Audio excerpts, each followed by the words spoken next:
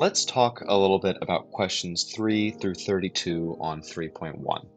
So if you turn to page 180, I'm going to be doing the 3 through 32 section. That is going to be questions 3, 5, 7, 9, 15, and 21.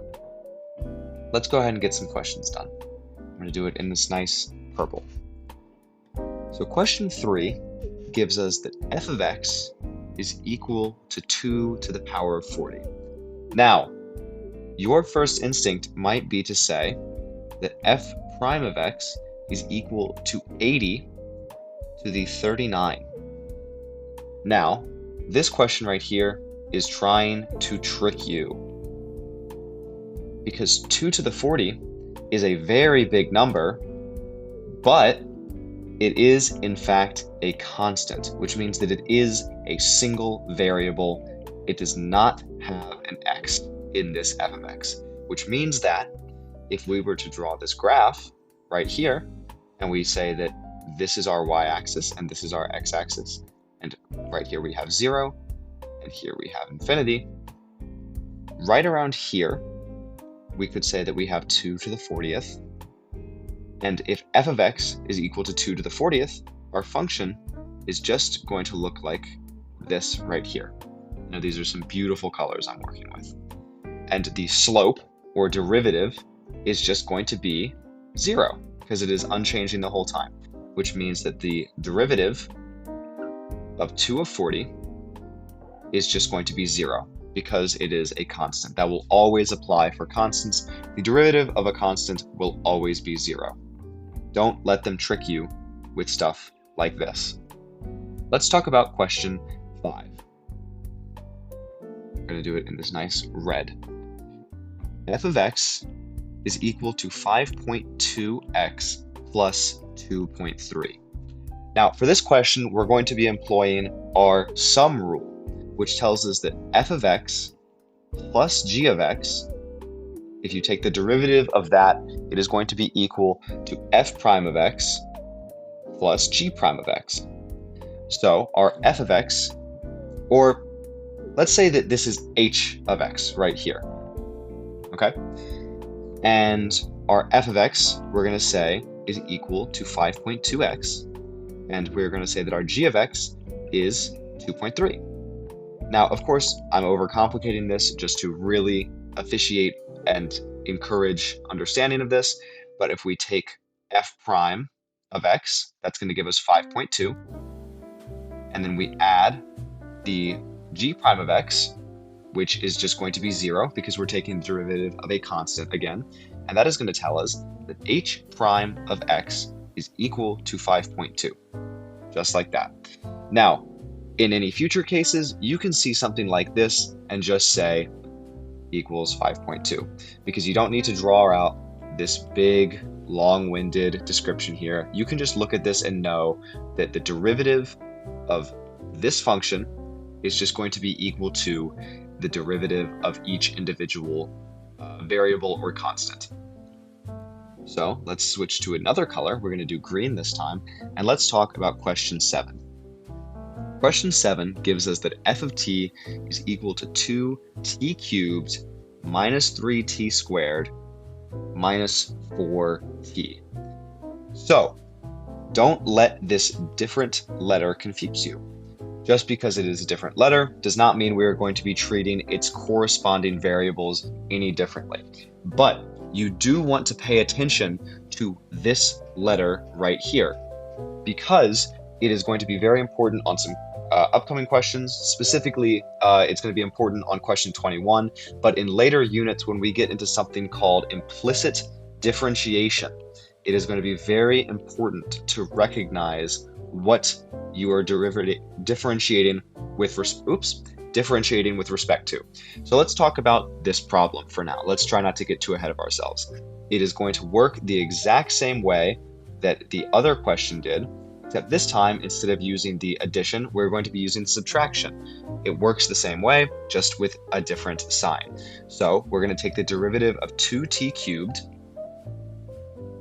and that's going to give us 6t squared. And then we're going to subtract negative 3, or excuse me, I'm sorry, negative 6t, and then we're going to subtract 4, because of course this is the same, this 4t sign right here is equal to 4t to the 1. You're taking this 1, putting it towards the 4, and then subtracting by 1, which gives you 4t to the 0, which is equal to 4, because t to the 0 is equal to 1. And there you go. That is this question right here. Nothing too tough yet. Now, we're going to get into, we're going to go with gray for this question. We're going to say 9. And we are given that g of x is equal to x squared times 1 minus 2x. Now, we get to use our fancy product rule. And just to remind you, product rule is f of x times g of x. When we are taking the derivative of this, that is equal to f prime of x times g of x plus f of x times g prime of x. So we take the derivative of the first, multiply it by the second, and then we take the first and multiply it by the derivative of the second. So that, let's work out our f of x's, our f prime of x's, our g of x's, and our g prime of x's before we do anything else. Our f of x is going to be equal to x squared, okay? Because that is the first term in this multiplication problem here. And then our second term is 1 minus 2x. Now, f prime of x is going to be equal to 2x, which we know because of power rule, and g prime of x is just going to be equal to negative 2. Don't let this sign here trip you up, because it almost tripped me up. So let's talk about plugging things in. So f prime of x is equal to 2x times g of x, which is equal to 1 minus 2x, plus f of x, which is equal to x squared, times g prime of x, which is equal to negative 2. Again, do not let yourself lose that sign right there. So we don't have to multiply this out usually. We are often just given values, and that makes it a lot easier. But in this case, let's do some factoring. So 2x times 1 is going to give us 2x, minus 2x times 2x, which is going to equal negative 4x squared, plus x squared times negative 2, which is going to switch our sign to a minus. X squared times negative 2 is negative 2x squared, and that comes out to 2x minus 6x squared. Okay, beautiful. Now, let's talk about our next problem, which is going to be question 15. R of A is equal to 3a plus 1 squared. Now there is two ways to do this. There is the easy way and there is the hard way. The easy way would be to say that this is equal to 3a plus 1 times 3a plus 1. And then you could just plug it into this formula right here again, and it would be super easy, super simple. Everything would work out great. But that's not what we're going to do. What we are going to do is we are going to use chain rule, which suggests that the derivative of f of g of x is equal to the derivative of, or excuse me, f prime of g of x times g prime of x. Now, this is a little complicated and it's a little difficult to look at, but here's how we're going to phrase this, okay? We have our f of x and we have our g of x. Now, it's a little difficult to tell which is which. So let's start by saying that f of x is equal to, in parentheses, x squared, okay? Now, the reason behind this is because our f of x is this 2 and these parentheses right here. I know that's a little bit complicated to look at, but I promise as we do more of these, it'll begin to make more and more sense. So, as you can see here, we have f of g of x.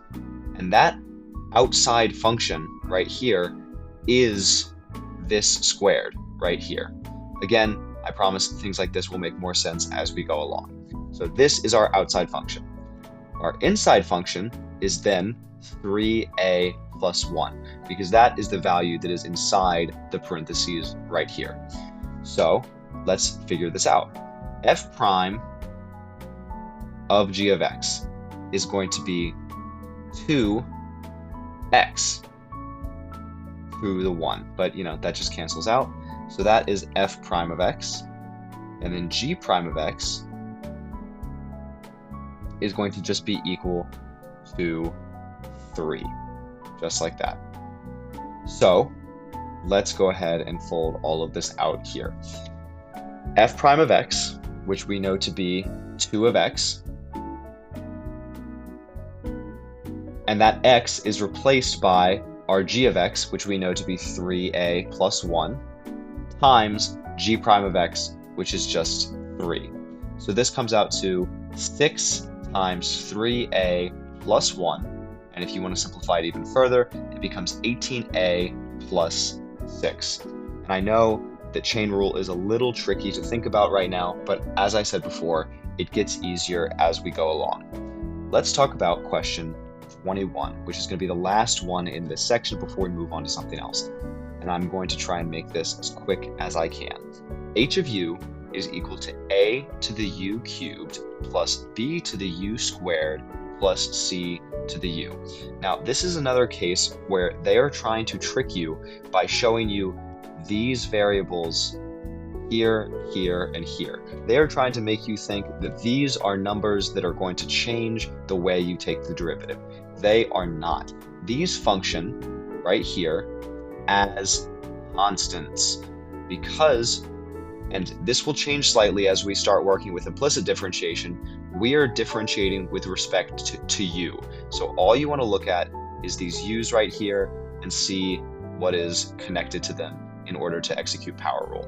So what this ends up becoming is h prime of u is equal to 3a to the times u squared plus 2b times u plus c. And it is as simple as that. Do not let them confuse you. Now, let's start talking about sections 33 through 36. It's just one question. So it turns out I was actually a bit wrong in that last video. We actually have 3 more questions to answer in this section. We have question 33, question 39, and question 51. Now, no one of these is all that difficult whatsoever, so we're just going to cover them one at a time. Nothing too big to stress about. So first, we're going to do in this bright pink color, question 33, which asks us to find the equation of the tangent line to the curve at the given point. Now, if you remember, the first thing that we need to think of whenever we hear tangent line to the curve, the equation of the tangent line to the curve is this formula. Y minus f of c is equal to f prime of c times x minus c, where c is our domain value, f of c is our range value, and f prime of c is the slope of the function, which is also known as our derivative.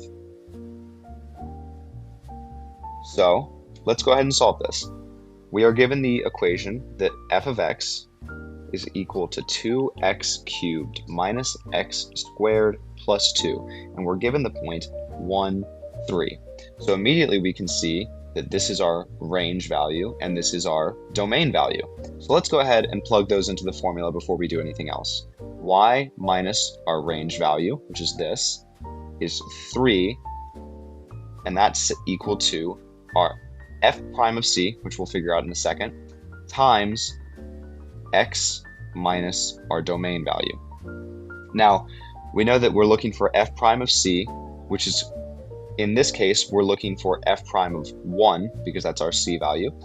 and we are going to set that equal to 2x cubed minus x squared plus 2.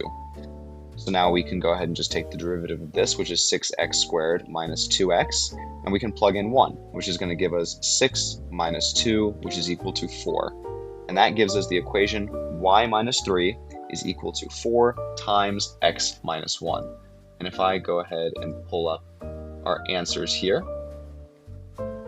we're going to go into our solutions, and we're going to select exercise 33, and we'll see the same thing. Y minus 3 is equal to 4 times x minus 1. Now, let's go look at question, what is it? 39. We're going to do question 39 in this lovely green color. Question 39 is very similar to question 33. It's going to ask us to find the equation of the tangent line at f of x equals 3x squared minus x cubed. And it's going to give us the point 1, 2. Now, we can take the same values and do the same thing.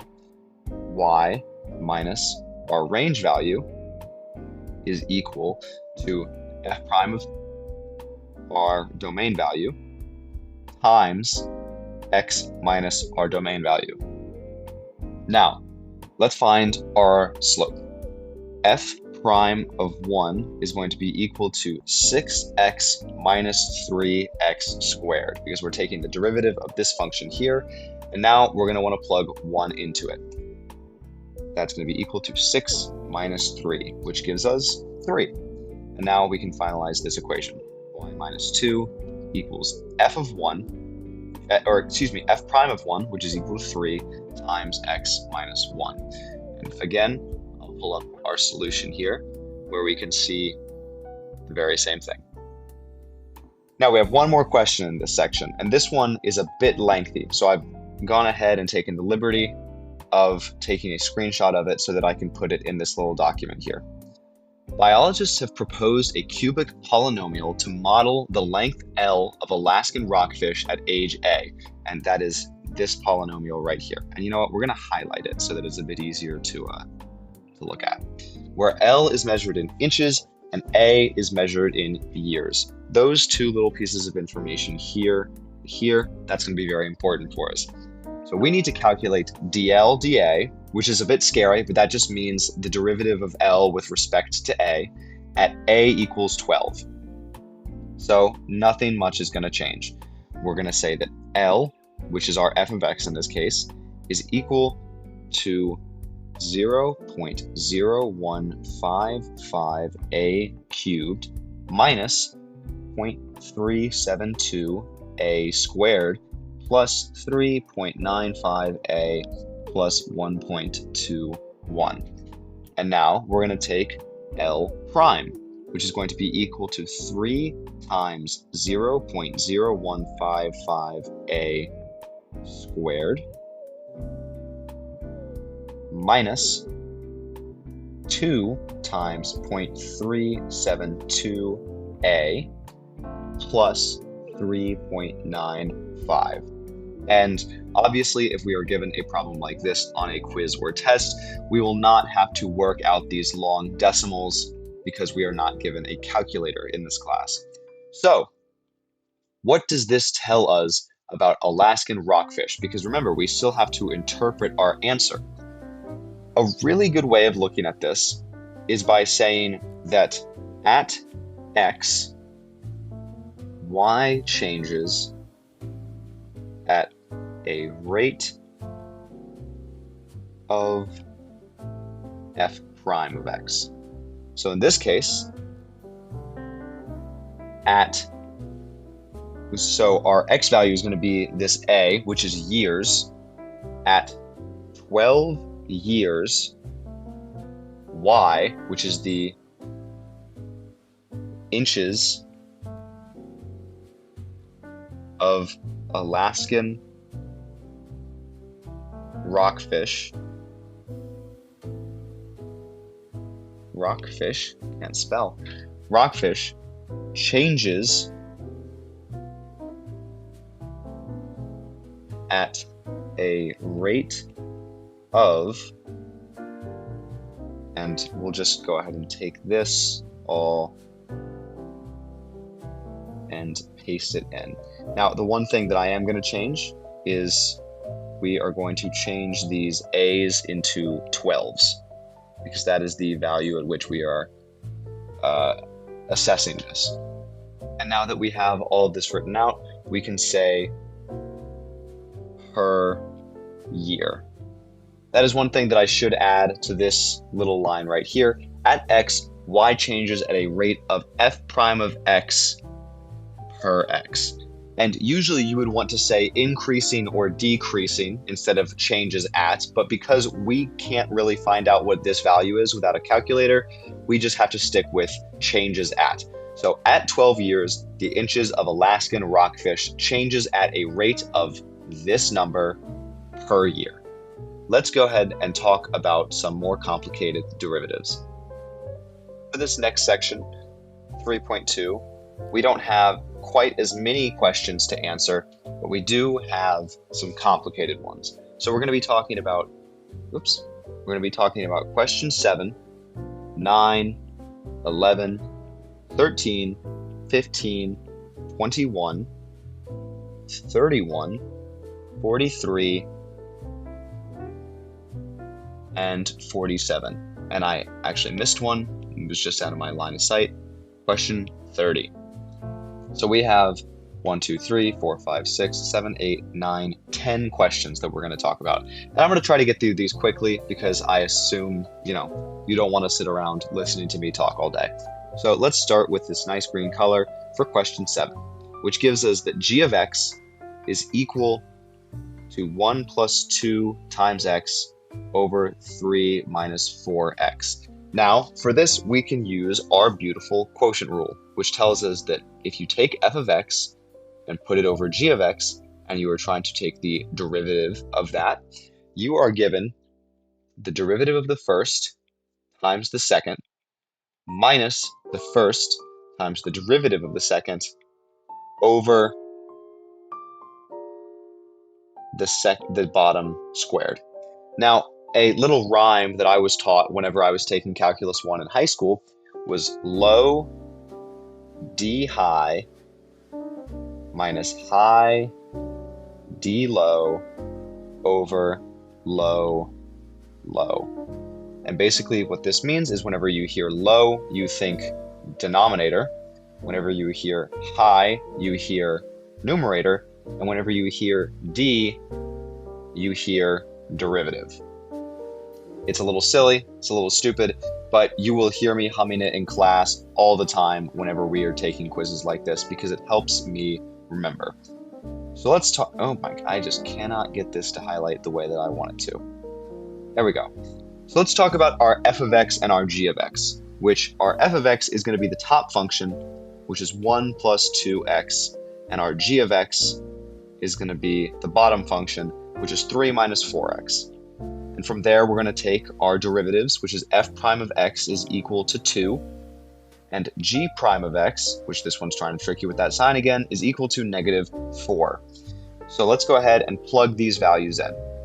F prime of x is 2 times g of x, which is 3 minus 4x, and then move forward a little bit, minus f of x, which is 1 plus 2x, times g prime of x, which is negative 4. So let's go ahead and put all of that over 3 minus 4x squared. We can set this equal to 6 minus 4x minus, let's say plus 1 plus 2x times 4. And the reason that I'm able to switch that sign is because I took the negative out of here and moved it up here. And we're going to put all of that over 3 minus 4x squared. Now, we don't necessarily have to simplify further than here, but I'd like to. So let's take 6 minus 4x plus 1 plus 1 plus 2x times 4, and let's simplify that. That's going to give us 6 minus 4x plus 4 plus 8x, and then we can say that that is 10 plus 4x over 3 minus 4x squared. And that is going to be the answer to our first one. Oops, I am so sorry. I'm not meaning to do that. Okay, now let's talk about our second question. Question number 11, which we're going to do in this beautiful pink color. Or excuse me, no, question number 9 is our next question. What am I talking about? H of u is equal to u minus the square root of u times u plus the square root of u. Beautiful, beautiful equation here. We're going to go ahead and remember our product rule, which is f times g prime equals f prime times g plus f times g prime. And we're going to plug in some values. We have our f, which equals u minus root u. We have our g, which is u plus root u. So we're going to take this one slow because I don't want to mess this up and confuse anybody out there. What we need to remember implicitly before we do this is that root u can be rewritten as u to the 1/2 because of the way exponents work with fractions. And from there, this is super simple. U minus u to the 1/2, if we take the derivative of that, that is going to give us 1 minus u to the 1/2. Let's go ahead and bring that 1/2 to the front. U to the negative 1/2. And then this is going to be is equal to 1 plus u to the 1/2. Bring this 1/2 to the front. U to the negative 1/2. So let's go ahead and simplify this a little bit. This right here, we're going to write f prime again, is equal to 1 minus 1 over 2 to the root u. Because that negative brings it down to the bottom, and that 1/2 turns it back into a square root. And then the same thing is going to happen to our friend here. 1 plus 1 over 2 square root u. And let's go ahead and plug all these variables, into the function. We have f prime, which is going to be 1 minus 1/2 u. Excuse me, no, we simplified this. 1 minus 1 over 2 root u. And then we are going to multiply that times g, which is u plus u to the 1/2. In this case, we're just going to keep it as root u. And then we're going to add f of x, which is going to be u minus root u times g, which is going to be 1 plus 1 over 2 to the root u.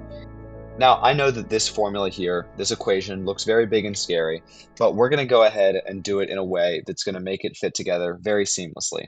Because this side of the equation and this side of the equation are the same, but with some signs flipped.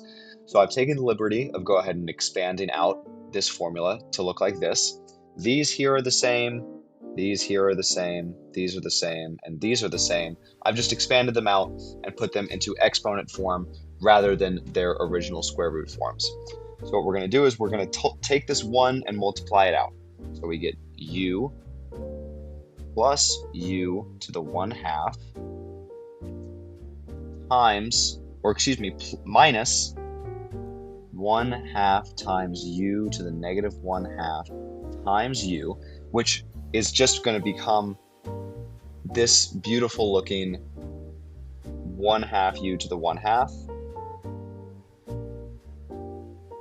because that u to the 1 and that u to the negative 1/2 combine to give us u to the 1/2 when we multiply them together, and we can subtract 1/2 because these two are going to cancel out into each other.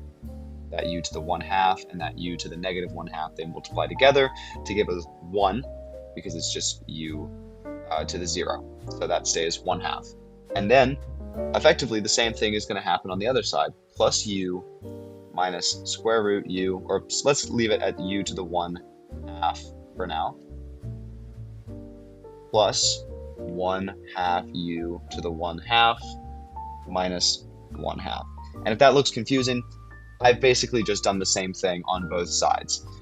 So now we can combine these down together. This u here matches this u, which gives us 2u. This u to the 1/2 matches this u to the 1/2, so they both cancel out.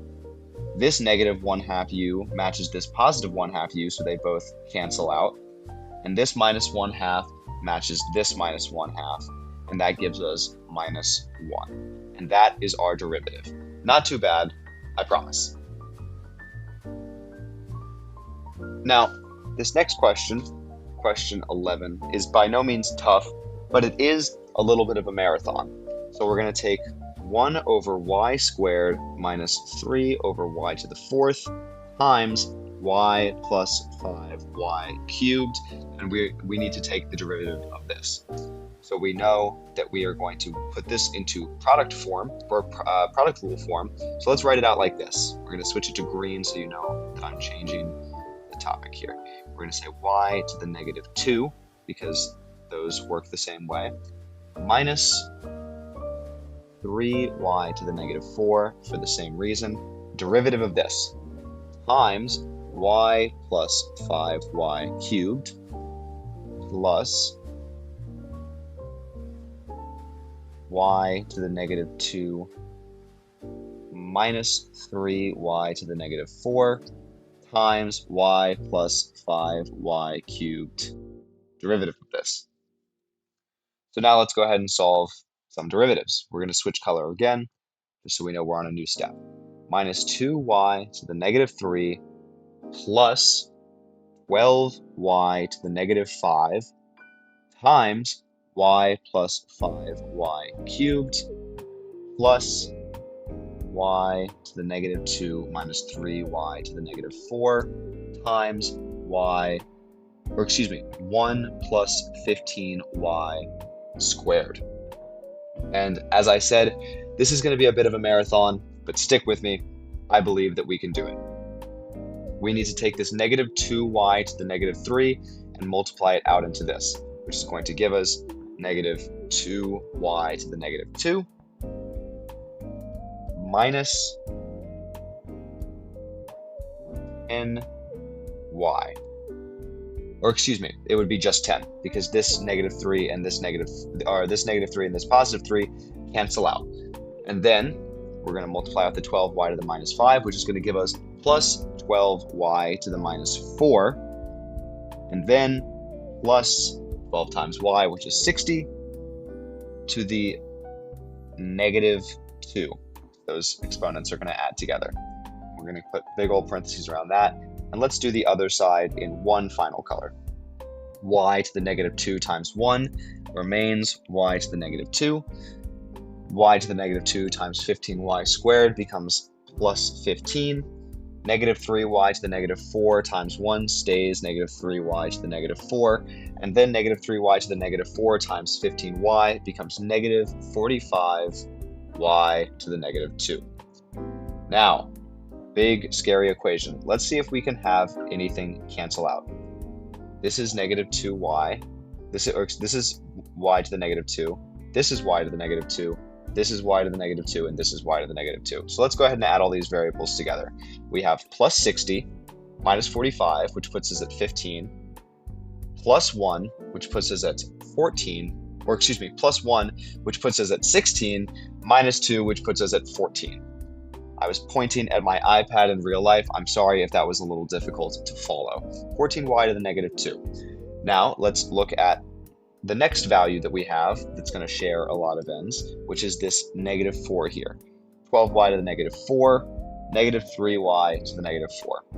So that is just going to be 12y to the negative 4 minus 3y to the negative 4, which is just going to leave us with plus 9y to the negative 4. So just 12 minus 3. And then finally, we're going to highlight this in a bright, beautiful pink. We have negative 10 plus 15, and that is going to give us positive 5. So our final answer is going to be 14y to the negative 2 plus 9y to the negative 4 plus 5. And if you feel more comfortable putting your answer like this, you can say 14 over y squared plus 9 over y fourthed plus 5. Both of these equal each other. And that's question 11. As I said, a bit of a marathon, but no individual equation is too terrible. And now we've been rewarded after those two pretty difficult questions with a nice little stint of 3 easy questions. Question 13, 15, and 21 I would all consider to be relatively easy. So let's start with question 13. Question 13 gives us that y is equal to x squared plus 1 over x cubed minus 1. Now, we're just going to think low d high minus high d low over low low. F prime times g minus f times g prime over g squared. Let's go ahead and plug that in. We're going to say that x squared plus 1 prime times x cubed minus 1 minus x squared plus 1 times x cubed minus 1 prime all over x cubed minus 1 squared. So, let's go ahead and math this out. 2x is just our first term, gives us times x cubed minus 1 minus x squared plus 1 times 3x squared all over x cubed minus 1 times x cubed minus 1. For this one, I'm going to multiply out the bottom just to really finalize things a bit better. So 2x times x cubed is going to be 2x to the 4th minus 2x. And then we're going to minus 3x squared times x squared, which is going to give us 3x to the 4th plus 3x squared from that 1. Okay. We're going to put all of this over x cubed times x cubed, which gives us x to the 6th minus x cubed plus 1. So this gives us 2x to the 4th minus 3x to the 4th, which gives us minus x to the 4th, and then minus 3x squared minus 2x, and then we're going to put that all over x to the 6th minus 2x cubed plus 1. And there's your answer. Something not too bad. So this question is going to turn out to be a bit of a marathon, so I'm not going to dilly-dally on it at all. We are given that y is equal to t cubed plus 3t all over t squared minus 4t plus 3. T squared minus 4t plus 3. So let's go ahead and write this out in our derivative form again.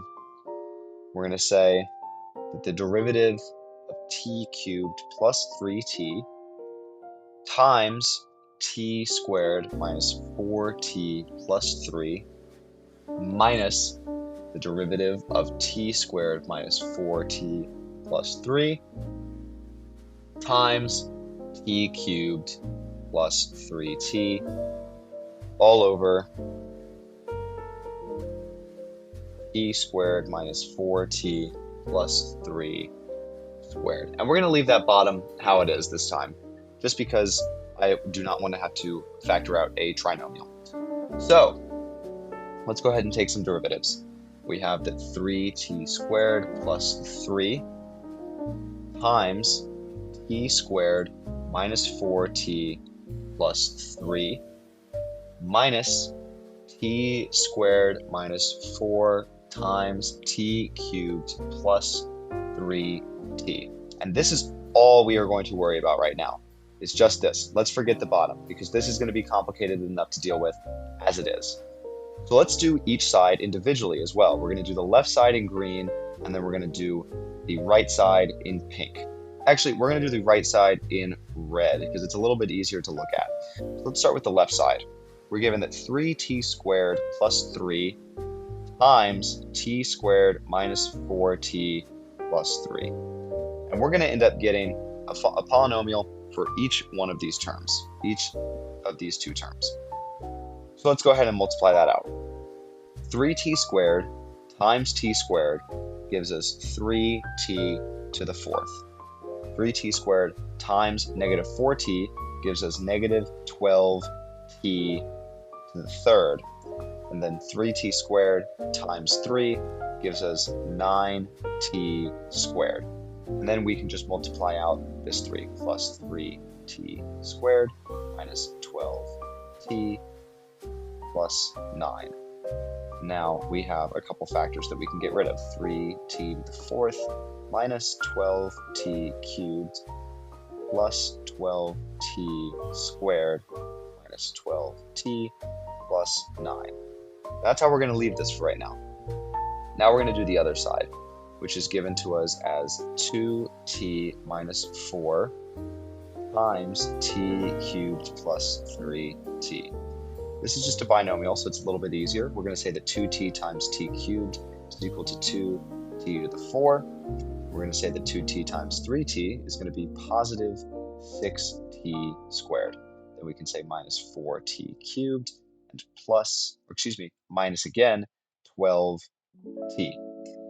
Now, you want to be careful here with your numbers, with your signs, because we're going to have to write all this out again with a big old minus sign down the middle.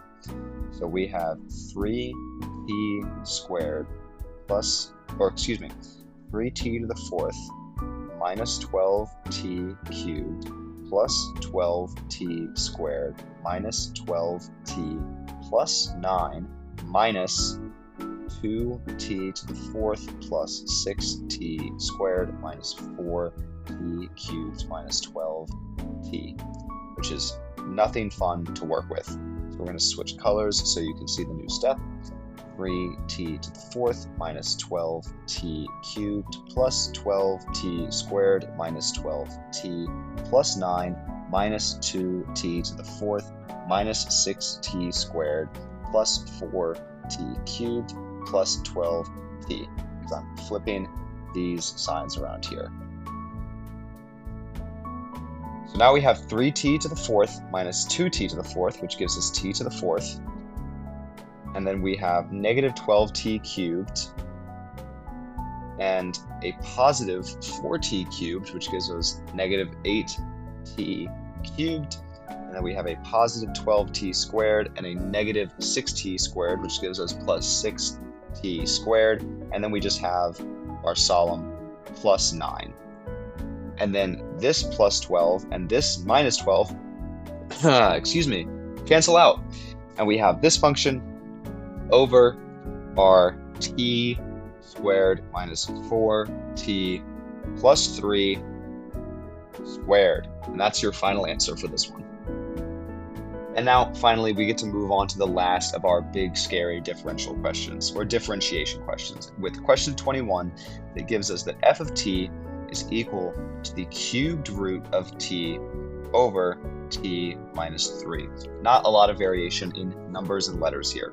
So, cubed root of t can be written as t to the 1/3 over t minus 3. And now we're going to just use quotient rule from here. We have f prime times g minus f times g prime over g squared, which is going to give us f prime, which is t 1/3 t to the negative 2/3 times g. Let's move this down here so it's a bit easier to write along this line. Times g, which is just going to be t minus 3 minus t to the 1/3 times 1, because t minus 3 differentiated is just 1. So now we can take 1/3 t to the minus 2/3. We can multiply it by t to the minus 3. And we can subtract t to the 1/3. So now all we have to do is multiply this value right here into these two values.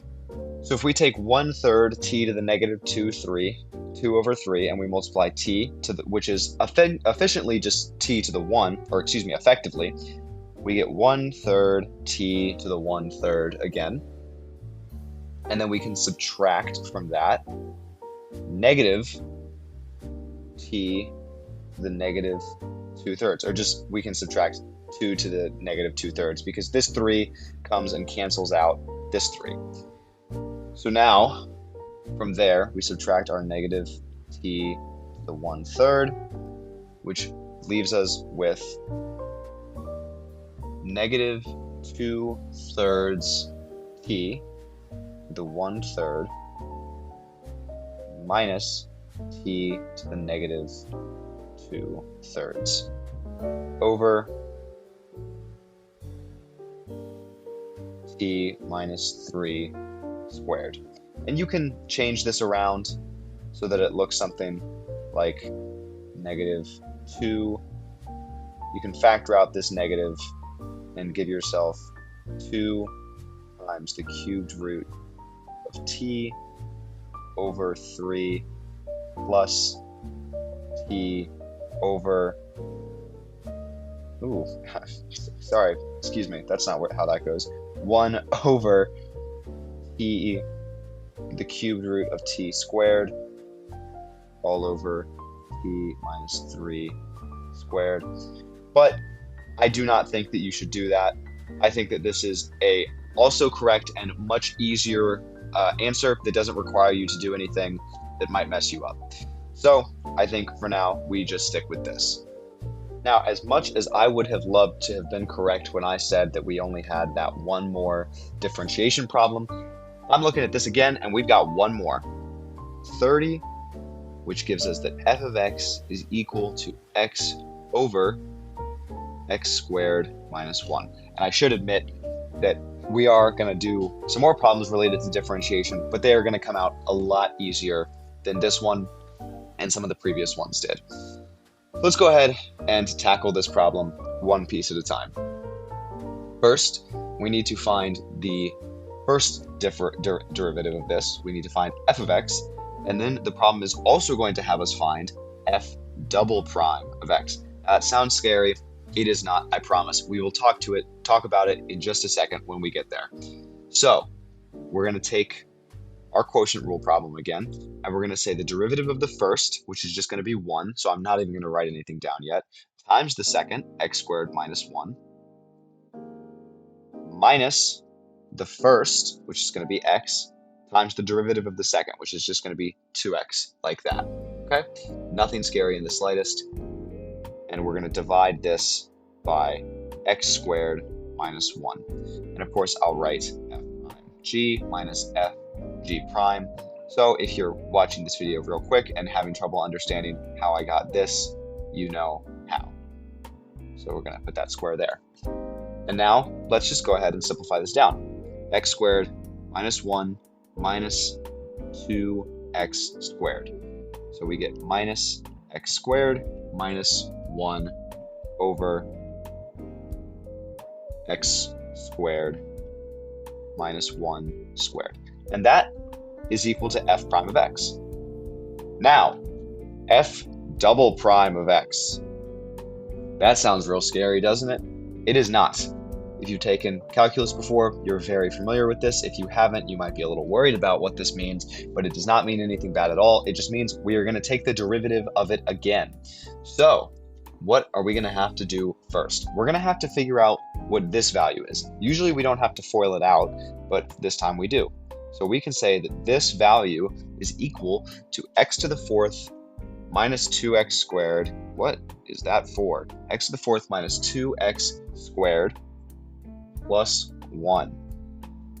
Now, whenever we are saying g or g prime for our next differentiation, we are going to use this term to get there. But whenever we are saying g squared, that is going to be equal to x squared minus 1 to the fourth. That way we don't have to square all of this out. It's the same term, but it is much quicker, much easier to deal with. So let's say minus x squared minus 1. We're taking the derivative of this times x to the fourth minus 2x squared plus 1 minus negative x squared minus 1 times x to the fourth minus 2x squared plus 1 prime.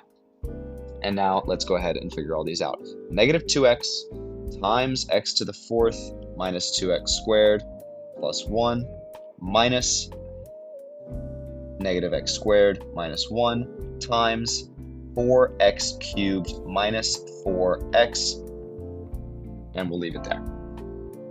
So 4x cubed minus 4x, negative x squared minus 1, negative 2x, and x to the fourth minus 2x squared plus 1. And we're going to do the same thing that we did earlier, where we're just going to do it in two different colors so we don't have to worry too much about simplification across the board. Negative 2x times x to the fourth is going to give us negative 2x to the fifth plus 4x cubed minus 2x. And that's going to be it for this side. Nothing to simplify here. And the other side is going to be minus negative x squared times 4x cubed, which gives us negative 4x to the fifth, negative x squared times negative 4x, which gives us positive 4x cubed. And then we are going to take this 1, which is just going to flip the signs of our already existing values. So we get another negative 4x cubed, and we get a positive 4x. So we can, from here, say negative 2x to the fifth plus 4x cubed minus 2x plus 4x to the fifth minus 4x cubed plus 4x cubed. Oh, sorry, that canceled out. Forgot about that. Minus 4x, because this sign is going to go in here and flip everything around. So we have negative 2x to the fifth plus 4x to the fifth, which is just going to give us 2x to the fifth, positive 4x cubed, and there's no 4x cubed to contest it, so we just stick with positive 4x cubed. And then we have negative 2x minus 4x, which gives us negative 6x over x squared minus 1 to the fourth. And then if you'd like, you can factor out a 2x to give you x to the fourth plus 2x squared minus 3 over x squared minus 1 to the fourth. So both of these are correct answers. Let's move on to something a little bit easier to look at. Now, this is going to be question 31, where we are given that y is equal to x squared minus 1 over x squared plus x plus 1. Immediately, I know that I am finding an equation of the tangent line to the given curve at the specified point. That specified point is 1, 0. Now, I'm not going to beat around the bush here. We're just going to take the derivative of this. X squared minus 1 prime times x squared plus x plus 1 plus, or excuse me, no, minus, because we're doing quotient rule, minus x squared minus 1 times x squared plus x plus 1 prime all over x squared plus x plus 1 squared. Now this looks like big and scary. It's not, because this time we have a value that we're plugging into it. The value is going to be 1, which makes things even easier for us. So let's go ahead and do our next step, which is going to be 2x times x squared plus x plus 1 minus x squared minus 1 times 2x plus 1. And we're going to put all of that over, all of that over x squared plus x plus 1 squared at 1. So now we can plug in the 1. So we get 2 times 1 plus 1 plus, 1 plus 1 plus 1 from this section right here, minus 1 minus 1 times anything is just going to cancel out because that 1 minus 1 becomes 0. So we get 2 times 3 over 1 plus 1 plus 1 squared, which is going to give us 6 over 9, which is going to equal 2 over 3. So now we have our c, which is equal to 1, our f of c, which is equal to 0, and our f prime of c, which is equal to 2 over 3. So now we can say y minus 0 equals 2 over 3 times x minus 1. And we can also say y equals 2 over 3 times x minus 1. And that's the answer to this problem. A little bit easier when we don't have to worry about the exact numerical figure, and we can just plug in those easy numbers a bit earlier. Now we have one more question on this page, and then we'll move to the next page. We have question 43, where we have to suppose a couple of things. F of 5 equals 1, f prime of 5 equals 6, g of 5 equals negative 3, and sorry, I don't have this last one written down, so I'm going to have to copy it over. G of 5 equals negative 3, and g prime of 5 equals 2. And we need to find, this problem has 3 parts. We have to find a of f of g prime at 5. We need to find b, which is f over g prime at 5. And then we have to find c, which is g over f prime at 5. This looks a little bit scary, but I promise we're going to make this super easy. So let's start with f g prime at 5. We know that this is just going to be f prime of 5 times g of 5 plus f of 5 times g prime of 5. We come back up here and we can see that f prime of 5 is equal to 6, g of 5 is equal to negative 3, f of 5 is equal to 1, and g prime of 5 is equal to 2. Now we can plug all of these values in, and we find that we get negative 18 plus 2, which is equal to negative 16. And there's our answer to A. Now let's talk about section B. Section B is asking us to find a quotient rule. So it's f over g, which this g over f is going to try and trick us a little bit. We're not going to let it. So f over g is just going to turn into f prime of 5 times g prime of 5, or excuse me, just g of 5 minus f of 5 times g prime of 5 over g of 5 squared. Now let's plug in all of our values. F prime of 5 equals 6. G of 5 equals negative 3. Minus f of 5, which equals 1, so we're not going to write anything, times g prime of 5, which is equal to 2, over g of 5 squared, which we know to be 9, because g of 5 is negative 3.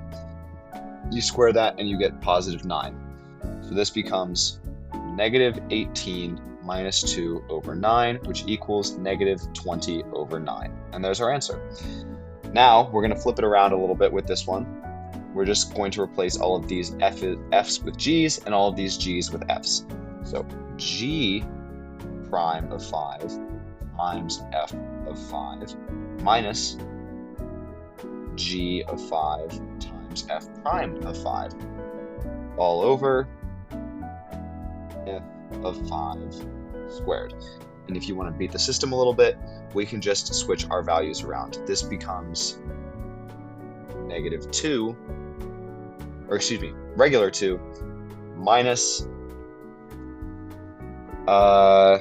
6 times negative 3. So this and this are the same. It's just we flipped them around because our points have been flipped around. And then we're going to put that all over f of 5 squared, which is just 1. So this gives us 2 plus 18 over 1, which equals 20.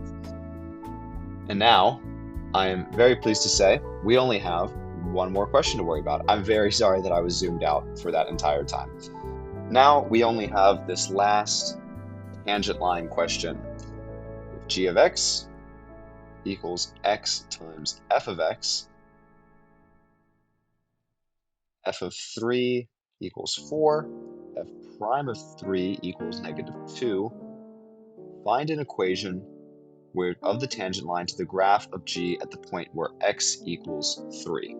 So again, this is question 47 in the book. So we know that in order to find g prime of x, which is not given to us, we're given f prime of 3, we need to do some product rule. So we're going to go ahead and say the derivative of x, which is just 1, times f of x plus x times f prime of x.